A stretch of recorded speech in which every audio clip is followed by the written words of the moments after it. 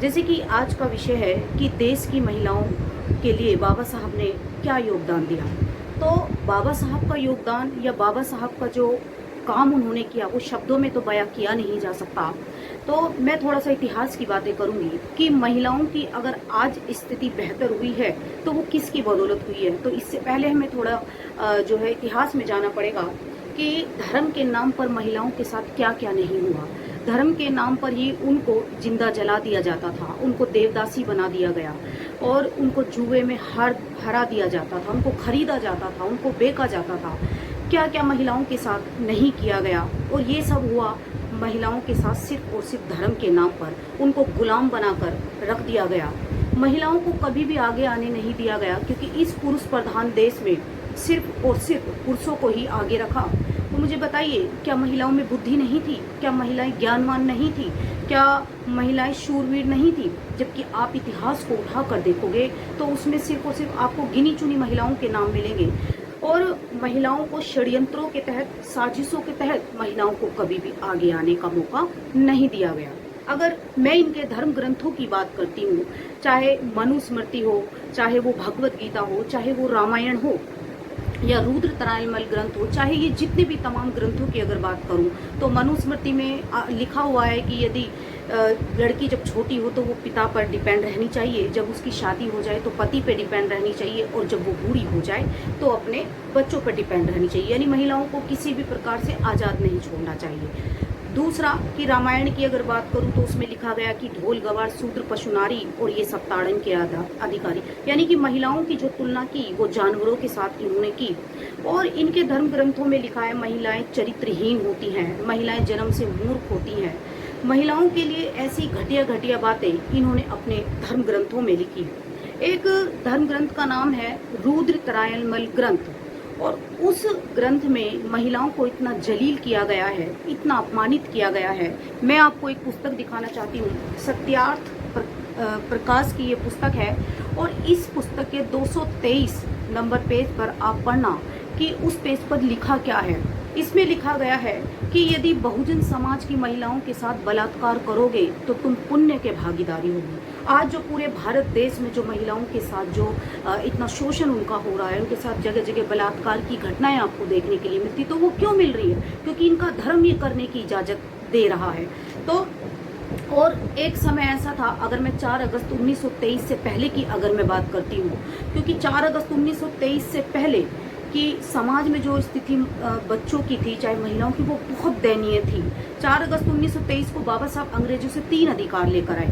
पहला था सार्वजनिक सड़कों पर आने जाने की आज़ादी, क्योंकि हमारे जो पुरखे थे वो कहीं भी सार्वजनिक स्थानों पर वो नहीं जा सकते थे। दूसरा अधिकार लेकर आए कि गंगा नदी में कोई भी अपनी बच्चियों को नहीं बहाएगा, क्योंकि घरों में अगर बेटियां पैदा होती थी तो मातम मनाए जाते थे, गड्ढे खोदे जाते थे, उनमें दूध भरकर उन छोटी छोटी मासूम बच्चों को डुबोकर मार दिया जाता था। जीना तो बहुत दूर की बात है, सांस लेने तक का भी अधिकार नहीं था। अगर उस समय हमारी पैदाइश होती तो शायद हम भी इसी तरीके से मारी जाती। और तीसरा अधिकार लेकर के आए कि बलि प्रथा पर रोक, कि कोई भी अपने बच्चों की बलि नहीं देगा। क्योंकि ये ब्राह्मण क्या करते थे, ये षड्यंत्र रचते थे, ये प्रपंच रचते थे कि मेरे सपने में भगवान आया, यदि आपने अपने बच्चे की बलि नहीं दी तो अकाल पड़ जाएगा, सूखा पड़ जाएगा, महामारी फैल जाएगी। इस तरीके के षड्यंत्र रचते थे जिससे उन छोटे छोटे बच्चियों की, चाहे बेटा हो चाहे बेटी हो, उसकी बलि दे दिया करते थे। क्यों? क्योंकि ये लोग नहीं चाहते थे कि कल को वो बच्चा बड़ा होकर हमारा सामना कर सके, हमारे सामने मुंह खोल सके, इसीलिए वो बच्चे की बलि ले लिया करते थे। क्योंकि जो पहला बच्चा होता था वो हिस्ट पुष्ट होता था, वो तंदुरुस्त होता था, वो मोटा ताजा होता था। और ये सब ये करते थे धर्म के अनुसार, इनका धर्म ये सब करने की इजाजत देता था। जब बाबा साहब डॉक्टर अम्बेडकर 1917 में जब अमेरिका में वो पढ़ रहे थे तो वहाँ पर उन्होंने महिलाओं की स्थिति को देखा कि महिलाएं जो है पुरुषों के जितना काम करती हैं, उनको सम्मान भी वहाँ पर मिलता है। तो ऐसी स्थिति ये भारत में भी होनी चाहिए, क्योंकि बाबा साहब जगह जगह विदेशों में जाकर पढ़े, नहीं तो अगर वो भारत तक सीमित रहते तो वो इतना डेवलप उनकी सोच नहीं कर पाती। तो जब उन्होंने देखा कि महिलाओं को पुरुषों के जितना समझा जाता है तो ये स्थिति भारत में भी होनी चाहिए। और यहाँ के जो 2 कमजोर वर्ग थे, एक तो महिलाओं का वर्ग और दूसरा था बहुजन समाज का जो वर्ग था, इन 2 वर्गों पर बाबा साहब ने बहुत काम किया। बहुत काम किया, क्योंकि आज अगर बाबा साहब को महिलाओं का मुक्तिदाता कहा जाता है तो वो ऐसे नहीं कहा जाता। वाकई में ही उन्होंने इस भारत देश की महिलाओं के लिए बहुत काम किया है, क्योंकि बाबा साहब डॉक्टर अंबेडकर ने जितना काम हम महिलाओं के लिए किया, क्योंकि वो हमारी सच्ची माँ है, और एक माँ ही होती है जो अपने बच्चों के बेहतर भविष्य के लिए, अपने बच्चों के जीवन में खुशहाली लाने के लिए वो कुछ भी कर सकती है, यहाँ तक कि वो अपने आप को बेच भी सकती है। एक घटना मैं आपको बताना चाहती हूँ, और वो घटना है 17 मार्च 1934 की ये घटना है, जब बाबा साहब अपने 2 मकानों की वसीयत अपने 2 दोस्तों के नाम कर देते।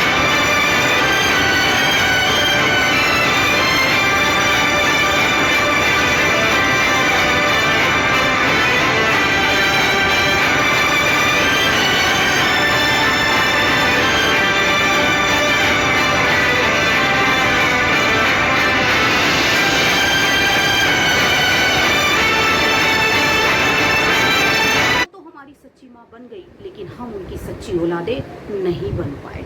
सच्ची औलादें अगर बन गए होते तो आज भी दुर्गति नहीं हो रही होती। बाबा साहब डॉक्टर अंबेडकर ने महिलाओं की स्थिति सुधारने के लिए, देखिए, संविधान हम लोगों को दिया। संविधान के आर्टिकल 14, 15, 16 में कि लिंग के आधार पर यदि कोई भेदभाव करता है तो वो जेल की सलाखों के पीछे जाएगा। यानी कि महिलाओं को संपूर्ण अधिकार बाबा साहब डॉक्टर अंबेडकर ने दिए, संविधान के माध्यम से और हिंदू कोड बिल के माध्यम से। संविधान चाहे उन्हें किसी भी तरीके से लिखना पड़े, क्योंकि उस समय बाबा साहब की स्थिति बहुत ज़्यादा, उनके पैरों में बहुत ज़्यादा पीड़ा होती रहती थी, उनको डायबिटीज़ थी, शुगर उनको थी, लेकिन उन्होंने संविधान बनाने का काम नहीं छोड़ा, क्योंकि वो अच्छी तरीके से जानते थे कि अगर संविधान मैं नहीं लिखूंगा, अगर कोई इस संविधान को लिखता है तो मेरे जो बहुजन समाज है उनको वो इतने हक अधिकार नहीं दे पाएगा। और चाहे वो संविधान उन्हें अपनी एक टांग छत के पंखे से ही बांध कर क्यों न लिखना पड़ा, और वो उन्होंने लिखा। तो संविधान के माध्यम से महिलाओं को पुरुषों के साथ लाकर खड़ा बाबा साहब ने कर दिया। अगर आज महिलाएं हर क्षेत्र में आगे बढ़ रही हैं, अगर वो डॉक्टर, इंजीनियर, IAS, PCS, यहाँ तक कि चांद तक अगर वो पहुँच पा रही है, तो वो सिर्फ और सिर्फ बाबा साहब डॉक्टर भीमराव जी की बदौलत। और संविधान के साथ साथ हिंदू कोड बिल बाबा साहब ने हम महिलाओं को दिया, और कि मेरी बच्चियों, मैं तुम्हें हिंदू कोड बिल और संविधान के माध्यम से अधिकार दे करके जा रहा हूँ। अब तुम्हें किसी के ऊपर गिड़गिड़ाने की ज़रूरत नहीं, तुम्हें किसी पे डिपेंड रहने की ज़रूरत नहीं, क्योंकि बाबा साहब भारत की प्रत्येक महिला को सक्षम बना करके गए हैं। देखिए, माँ बाप जब तक जीवित होते हैं वो तब तक अपने बच्चों की रक्षा, सुरक्षा, हिफाजत करते हैं, लेकिन मरने के बाद तो कोई माँ बाप नहीं करता। लेकिन बाबा साहब डॉक्टर अंबेडकर इस दुनिया से जाने के बाद भी वो हमारी रक्षा, सुरक्षा और हमारी हिफाजत करके गए, संविधान के माध्यम से करके गए, हिंदू कोड बिल के माध्यम से बाबा साहब हमारे जो है हक अधिकार हमको दिला करके गए। तो बाबा साहब डॉक्टर अंबेडकर की बदौलत ही आज महिलाएं अपना सम्मान और स्वाभिमान के साथ जीवन जी रही है। और मैं भारत की प्रत्येक बहुजन महिला से ये कहना चाहूँगी कि आप इनके धर्म ग्रंथों को पढ़िए, और धर्म ग्रंथों को पढ़ने के बाद जिस भी मेरी बहन का स्वाभिमान जाग जाए, वो इनके धर्म ग्रंथों को आग लगा दीजिए।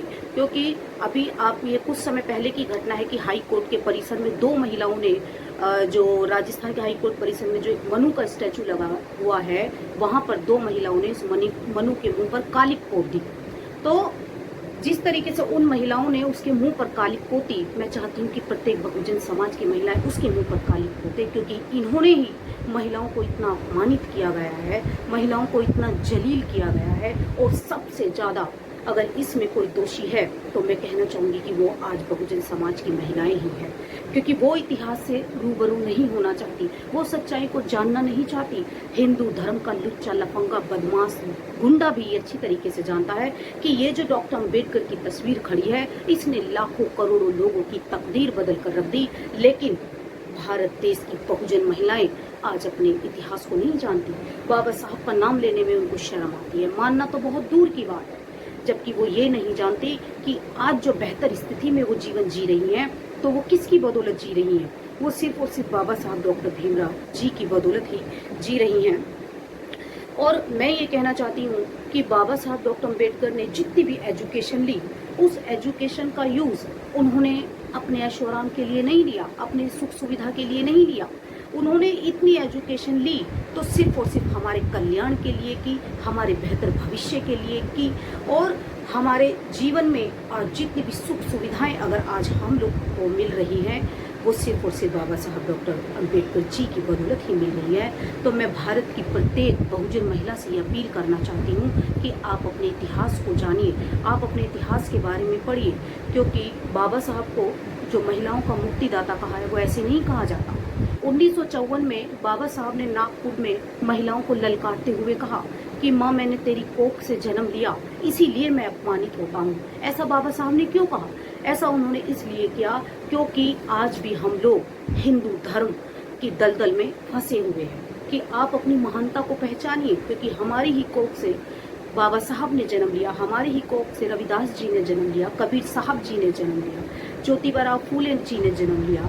तो ये जितने भी हमारे क्रांतिकारी महापुरुष रहे और जिन्होंने ब्राह्मणवादी व्यवस्था की धज्जियां उड़ाकर रख दी, तो आज वो समय आ गया है कि हमें अपने महापुरुषों को पढ़ना बहुत जरूरी है। लेकिन आज भी जो बहुजन समाज की जो महिलाएं हैं वो अंधविश्वास और पाखंडवाद में पूरी तरीके से जकड़ी हुई हैं, और जब तक वो अंधविश्वास और पाखंडवाद से बाहर नहीं निकल पाएंगी तब तक वो अपने महापुरुषों की कीमत को नहीं जान पाएंगी। क्योंकि आज जितने भी अधिकार हम लोगों को मिल गए, हमको तो ऐसे ही मिल गए, इसके लिए तो हमने कोई आंदोलन नहीं किया, इसके लिए तो हमने अपनी जान की बाजी नहीं लगाई, इसीलिए हमको बाबा साहब की कीमत नहीं पता।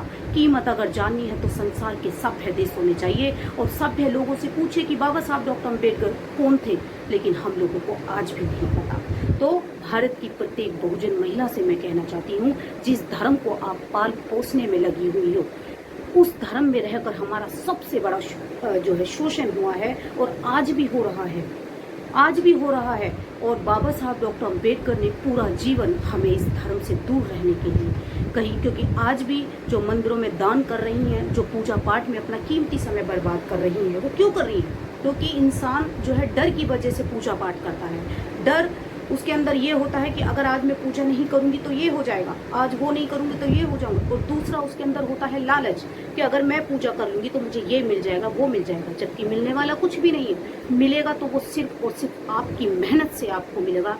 और यही बात तथागत बुद्ध ने भी कही, यही बात हमारे महापुरुषों ने कही। लेकिन आज हम लोग दूसरों पर डिपेंड है, उन पत्थर की मूर्तियों पर आज हम लोग डिपेंड हैं। हमें डिपेंड रहने की जरूरत नहीं।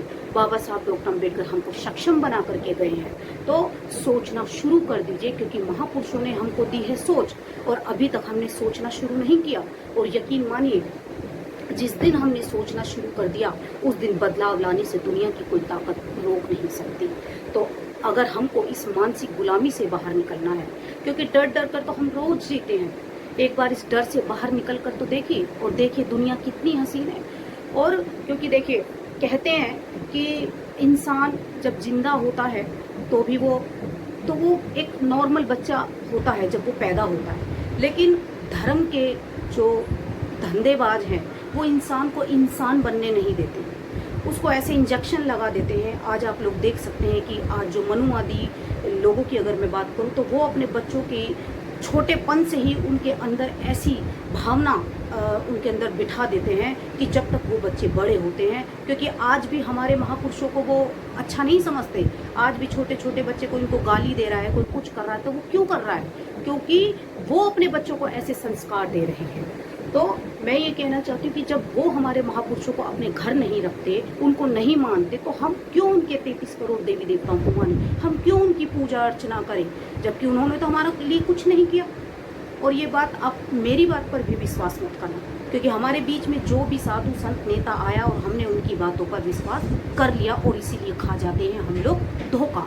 और हमको क्या करना है कि हमको इतिहास पढ़ना है। आप इतिहास को पढ़िए, क्योंकि इन सब का एक इतिहास रहा है।